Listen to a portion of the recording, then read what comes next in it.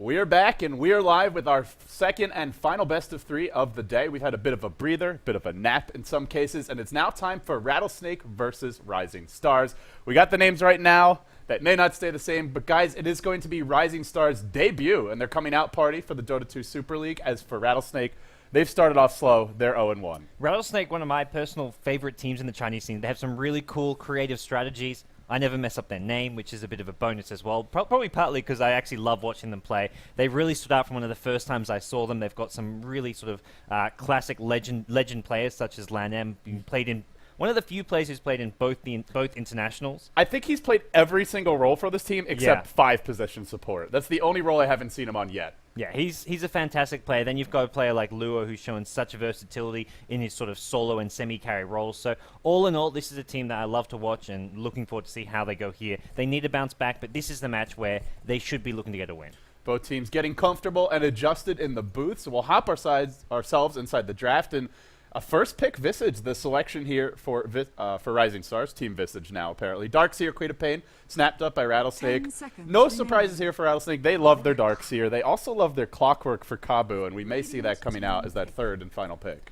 Yeah, they love that Clockwork. They're going to go for the Alchemist, though, and generally for RisingStars, this means solo mid Alchemist. For air. Well, I guess it's more a Rattlesnake thing, but for the Chinese scene in general, we're seeing a lot more of the solo mid Alchemist. We saw it earlier today with Super for DK playing at solo mid. Rattlesnake do it all the time with Luo. RisingStars, though, Zhao Chuji is sort of the carry Alchemist type player, so they've had some success with that. So maybe we're even looking at a carry Alchemist. They've had some success. They've also had some kind of disappointing results with that particular selection as well. We'll see which direction they go. As for Rattlesnake, I mentioned the Kabu Clockwork. There is a lone druid in the pool, something they've used on occasion. There's always that gyrocopter, which is a pretty strong carry option for them. Lamb, we've seen a lot of his jungle play as well. So if they want to go for an enchantress, something along those lines to shore up their laning stage, they certainly could. But already they have 2 very self-sufficient solos.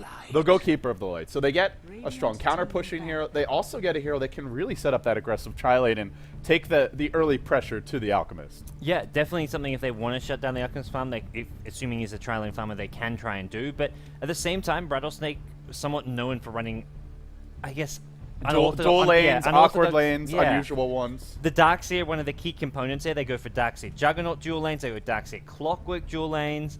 And Keeper of the Light, if you want to go for a safe lane dual lane, does do okay. Not the best support for a dual lane, but hey, you can always bring out the Coddle PL. If he doesn't die early, he can become the best support. Just farming the stacks, keeping the lane pushed out, and really discouraging the enemy team from hunting him. But for the time being, we'll work our way into the second stage of the draft. There is a lone druid available. Of course, your standard bans here. We didn't really talk much about them. Not a whole lot to talk about, except Rattlesnake's showing respect towards the Wisp of RisingStars, and I feel this is the way to go. I was a little shocked to see IG not banning the Wisp in either game yesterday. Yeah, that was something which didn't go too well for them in both games.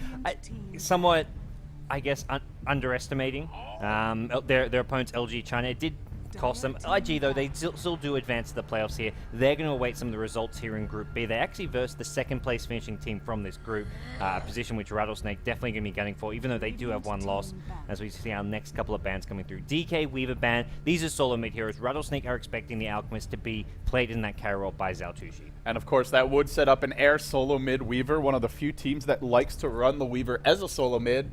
And in this particular game, would do pretty decently against a hero like Queen of Pain or Darkseer. No stuns for Rattlesnake to speak of, so I really like the ban. Yeah, Rattlesnake do not have a single bit of lockdown, really. They have Mana Leak, as Winter would be quick to point out, but I ain't buying it. No, I ain't buying it either. Yeah, they've got to be 0 mana, so it's a disable, like, hardly ever.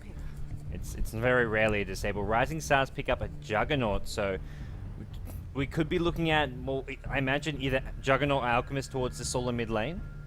Yeah, I think they have run a solo mid Juggernaut before. Also would go well in this tri-lane. Rubik, Visage. Rubik sets up your Blade Fury, and then Visage, he gets enough damage counters up where he can actually just kill you, I think even at level 1 with something like Soul Assumption, with a full duration Blade Fury hitting one of these enemy heroes. One concern, though, is Rattlesnake are elusive. Darkseer probably can just surge away from that. Tri-lane Queen of Pain can blink away.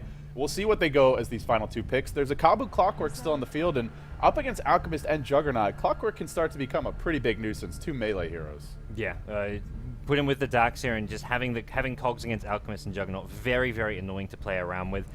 So something Rattlesnake probably considering here. They've already got their Queen of Pain most likely for the mid lane. Also, potential safe lane solo if they want to go for some kind of an offensive tri lane, have a solo mid. They pick up Jakiro, so this is another strong support if you want to go for that offensive tri lane. Well, the lanes have now been revealed by RisingStars. They'll round it out with the puck, probably something air will take towards the middle lane, but they'll definitely have a solo mid puck. Looks like a tri lane.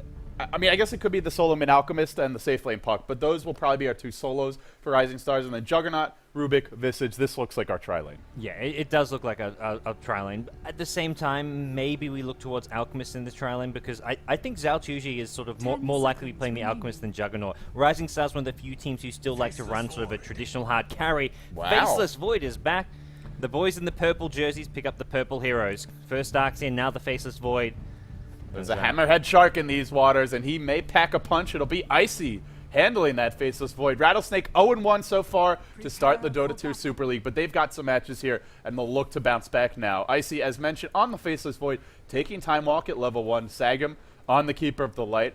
He'll be heading to that top lane and representing all Gandalf fans around the world. Kabu relegated to a less exciting support, the Jakiro, but we'll see if he can hit some big ice paths. No clockwork for him this game, though. Luo going to be handling that Queen of Pain. Has been pulled a single set of tangos to start this game, and I imagine we'll take over the mid lane. And last but not least, we do have Lamb playing the Darkseer and heading to the jungle, but probably to the off lane. Yeah, I imagine that's going to be his home there, especially if you've got your true traditional supports. As for the Radiant side, we have got RisingStars Super, the captain, playing that support, Visage, XDD, and the Juggernaut most likely going with this top lane tri-lane. Mofi on the Rubik, then looking towards mid lane. Zhao Tuji, the carry player for this team, on a solo mid Alchemist. Generally, this is sort of your utility Alchemist. We'll see what kind of build he goes for.